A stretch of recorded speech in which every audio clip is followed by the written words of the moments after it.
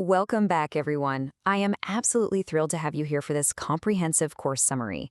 Today, we are tackling what is arguably one of the most massive, fundamental shifts the financial accounting world has seen in a long time.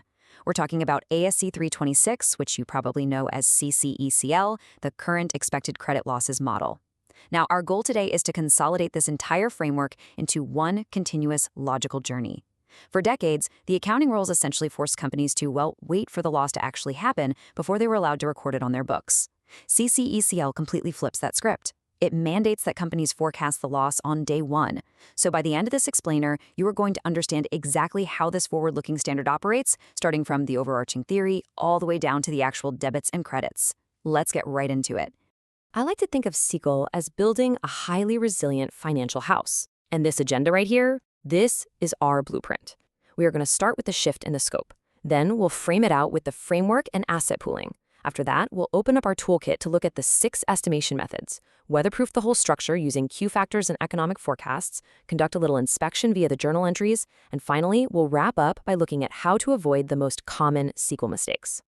All right, Section 1, Shift, Scope, and Day 1, Replacing the Incurred Loss Model. So let's set the stage by really understanding why this massive rule change had to happen in the first place. We need to rewind a bit, back to the 2008 financial crisis. During that time, banks and companies were holding on to massive portfolios of loans. And honestly, it was obvious to everyone that credit quality was deteriorating fast. Customers were struggling. But here's the catch. Under the old incurred loss model, companies literally couldn't record those losses. Why? Because the rules required a probable, documentable loss event to have already occurred. The threshold for probable was so high that companies were forced to just sit on these rapidly deteriorating assets. And as a result, when defaults finally did materialize, massive losses suddenly appeared on financial statements all at once, completely shocking the system. CECL was born directly out of the ashes of that crisis. So the absolute crucial point you need to take away here is this conceptual shift. Under CECL, a company must estimate and record the full lifetime expected credit loss on a financial asset from the exact moment that asset is first recognized. You don't wait for a default. You don't even wait for a missed payment. Listen to this. Even if your borrower has a pristine, perfect credit score today, if your model says there is a 1% chance of loss over the life of that asset, you have to record that 1% expected loss immediately. Now, you might be wondering, where exactly does that day one estimate go? Well, it goes straight into the allowance for credit losses, or the ACL. The ACL is a contra-asset account sitting right there on your balance sheet. Think of it as a reserve vault. It holds the cumulative estimate of expected lifetime losses for all of your in-scope financial assets. And just as a quick refresher, those in-scope assets include things like trade receivables, notes, loans, and held-to-maturity debt securities. Let's ground this with a really practical, everyday scenario. Imagine your company just issued a batch of new customer invoices totaling, say, $1 million. Based on your historical data and your new CECL model, you've calculated an expected loss rate of 2%. Under the old rules, you just record $1 million receivable and go about your day until somebody didn't pay. But under CECL, you record that $1 million receivable, and on that very same day, you record a $20,000 credit loss expense. Boom. Just like that. There is absolutely no grace period here. There's no minimum threshold you have to cross. You recognize that day one expense, and the net carrying amount of those receivables on your balance sheet instantly drops to $980,000. Moving on to Section 2, Framework and Asset Pooling, the 7 steps to compliance. Okay, now that we've got a solid grip on that day one mandate, let's see how this actually builds out into a structured, repeatable process. Like I said earlier, this is the framing of our house. It's so important to understand that CECL isn't just some magic formula you plug numbers into at year end. It is a comprehensive framework that you apply every single reporting period. It starts with step 1, identifying all your in-scope financial assets. Then, step 2, you immediately segment those assets into pools based on shared risks. Once your pools are set, step 3 is selecting the right estimation method for each pool. Step 4, you dig into your own data to calculate your baseline historical loss rates. Then, in step 5, you adjust those historical rates for current conditions. Step 6 is where you look ahead, applying forward-looking economic forecasts and Q factors. And finally, step 7, you calculate and actually record the required allowance. And remember, you are running this entire loop every single quarter. Now, out of all those steps we just looked at, step 2, asset pooling, is without a doubt incredibly critical. It forms the absolute foundation of your estimate. The rule here is strict. assets must be grouped based on shared credit risk characteristics. You simply cannot take a generic company-wide 2% loss rate and smear it across your entire diverse portfolio. It's rarely, if ever, acceptable. Let's think about why that matters. Say your company works with domestic construction companies, but you also have international retail customers. Their payment behaviors, the economic environments they operate in, their historical default rates, they are going to be wildly different, right? If you lazily lump them all together into one giant pool, your historical loss rate in the very next step is going to be fundamentally flawed. You are essentially blending apples and oranges to get an average that accurately represents absolutely nobody. By separating them, say, putting your construction clients into Pool A and your retail clients into Pool B, each pool gets its own specific historical rate and, crucially, its own specific economic forecast. All right, Section 3, the 6 estimation methods, choosing the right tool. With our pools properly set up, we need to reach into our toolkit and choose our mathematical method.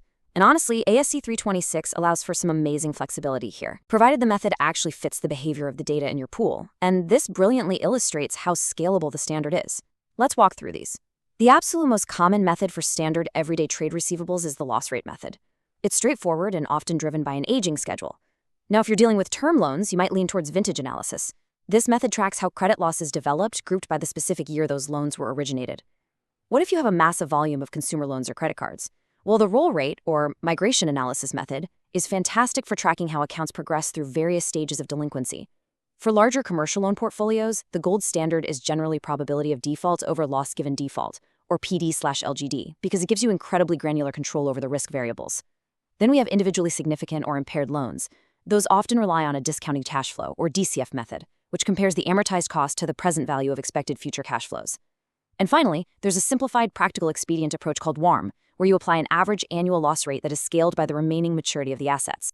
Since the loss rate method, specifically using an aging schedule, is by far what most non-financial companies use for their trade receivables, let's zoom in and walk through it step by step. Step 1, you pull your standard aging report right at the balance sheet date. Step 2, you look back and gather your historical write-offs over a defined period, usually the past 3 to 5 years, and you categorize those write-offs by the exact same aging buckets used in Step 1. Step 3, you divide those historical write-offs by your historical average balances to establish your baseline historical loss rate for each specific bucket. And it makes sense, right?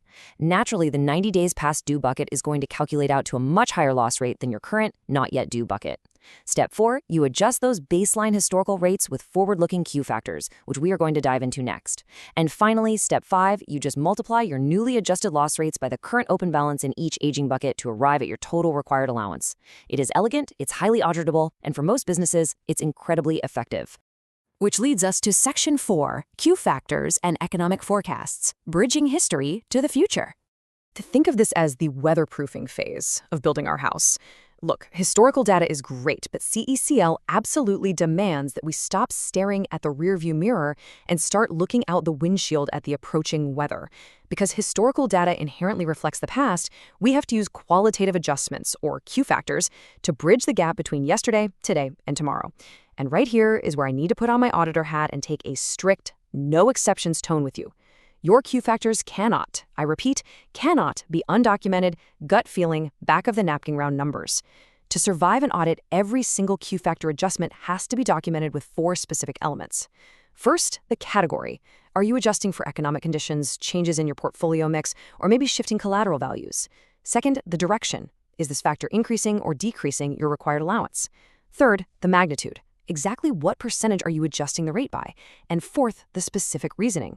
If you just write down, well, the economy feels a little uncertain right now, so we added a 1% buffer, that is an instant audit failure. You must cite specific objective indicators. For example, relying on rising local unemployment rates or clearly falling property values to justify why that adjustment is necessary. Those Q factors tie directly into the overall CECL economic forecasting horizon, and this horizon naturally operates in 3 distinct phases. Phase 1 is your historical period. This is your baseline of past actuals that we just talked about. Phase 2 is the forecast period. This is where you actively adjust those loss rates based on reasonable and supportable expectations for the future. For most standard companies, this forecast horizon spans about 1 to 3 years out, relying heavily on external macroeconomic metrics like GDP growth, unemployment, or credit spreads. But let's be real, you can't accurately forecast the future forever. The crystal ball gets a bit cloudy. So phase 3 is the reversion period. Beyond your reasonable forecast horizon, the standard requires that you revert your models back to historical averages. So essentially, you are blending current conditions with a highly reliable near-term forecast, and then admitting that eventually the long-term future will probably look a lot like the historical average. Before we completely leave the forecasting section, we do need to briefly tackle a special, somewhat unique rule: purchased credit deteriorated, or PCD assets. If your company goes out and actually acquires a loan or a pool of loans that has already suffered significant credit deterioration since it was originated, the day one CCL accounting completely changes. Think about the basic cause and effect here. If you're buying a highly distressed loan, you are obviously already paying a heavily discounted purchase price. That discount explicitly reflects the severe credit risk. If the accounting rules forced you to record a day one expected loss expense on top of that, you would essentially be double counting the loss in your P&L, which is entirely misleading to investors. So, to fix that, we use the gross-up approach. Step 1. You determine the discounted purchase price. Step 2. You estimate the CCL allowance at the time of acquisition. Step 3. You gross up the balance sheet. You record the asset at the purchase price plus the allowance. Because the asset and the allowance increase simultaneously, there's absolutely zero day one P&L expense. From that point on, step 4, any subsequent changes to that estimate run through the P&L just like normal. Section 5, Journal Entries and Presentation, Recording the Estimate. We have spent all this time building out our estimates. Now it's time for the inspection phase. We need to see how all this math physically manifests on the financial statements. Let's look at the actual mechanics of the journal entries. On day one, for a newly originated standard asset, it's simple. You debit credit loss expense and you credit the allowance for credit losses, the ACL. Now, fast forward to a subsequent reporting period. You run your model again. If your required allowance goes up because risk increased, you just repeat that exact same entry. But what if your portfolio actually shrinks or the broader credit quality improves? In that case, you record a benefit. You debit the ACL to reduce the reserve balance, and you credit credit loss benefit on the income statement. I really want to explicitly highlight a slightly tricky area here: off-balance sheet exposures. Things like unfunded loan commitments or financial guarantees. Because these are off-balance sheet, meaning there is no asset sitting there to offset, you literally cannot credit a contra asset account. Instead, you still debit credit loss expense, but you credit a completely separate liability account. The underlying estimation rigor is exactly the same, but the presentation requires a distinct liability. So, what actually happens when a receivable goes bad and is finally deemed truly uncollectible? You write it off. Now, pay very close attention to this. Writing off an asset under CCL has absolutely zero P&L impact. No expense hits the income statement at the time of write-off. Why? Because you already recognized that expense earlier when you originally built up the allowance. The write-off itself is just a balance sheet cleanup. It simply reduces the gross asset and reduces the allowance by the exact same amount. But what if, say, 6 months later, that customer miraculously comes back and pays you? Well, you follow a very strict 2-step recovery process. Step 1, you reverse the write-off. You reinstate the receivable and put the balance right back into the allowance. Then, step 2, you record the normal cash collection against that newly reinstated receivable. Now, CECL doesn't just change how we calculate the numbers. It radically expands what you are required to tell the public about those numbers. The required disclosures are extensive. They're designed to give financial statement users deep, unprecedented visibility into your credit risk and your methodology. It's a whole new world of transparency. You must disclose a complete allowance roll forward, and it has to be broken down by portfolio segment. You must provide a detailed aging analysis. You have to thoroughly describe your Q-factor methodology and all your significant assumptions. And if you hold financing receivables, like traditional loans or leases, you must provide a vintage disclosure showing the amortized cost grouped by origination year. Though I should note clearly that specific vintage disclosure is not required for standard trade receivables that are using the loss rate method. Finally, Section 6, Avoiding Common CCL Mistakes, Pitfalls to Watch For. We are entering our final section. Think of this as the maintenance phase. We're identifying where implementations typically go wrong so that you can actively avoid these traps. Honestly, CCL errors rarely stem from people doing bad math. They almost always come from bad habits carrying over from the old incurred loss rules.